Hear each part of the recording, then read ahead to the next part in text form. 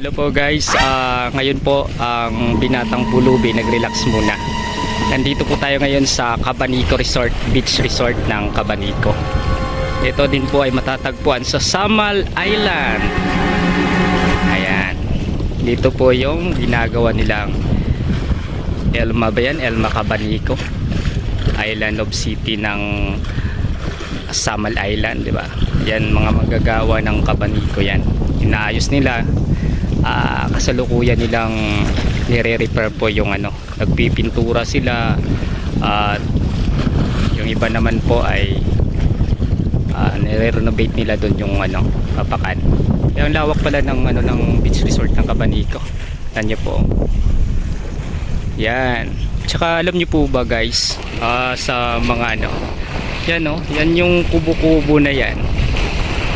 Diyan po lulutang lang po yan. Malalim na po yan dyan. Tagaliig na ng Tsaka yun nagkayak din si kuya Yan. Meron din ditong banana boat at kayak at gayon din po may jet ski din po dito. Ang isang oras ng jet ski po dito nasa 6,000. Dati nasa yan 5K. Ngayon mahal na po pala. Yan, galing magkayak ni kuya Yan. Tsaka dun sa kabila. Yan. Kailangan din po tayo maligo sa dagat para mamatay din po yung mga kutos sa mga natin.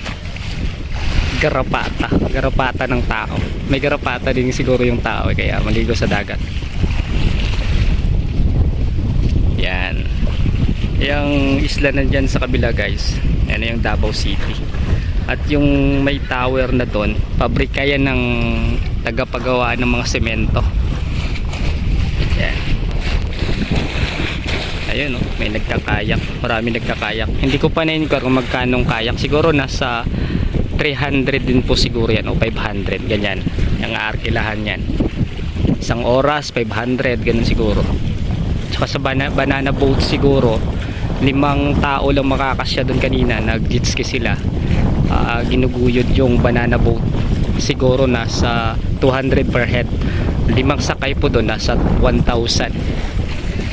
Tsaka yung doon sa kabila naman sa may kubo-kubo na lumulutang, first time ko makita niyan. May nagde-date po doon dalawa. Sana all. Yan po. Thank you so much.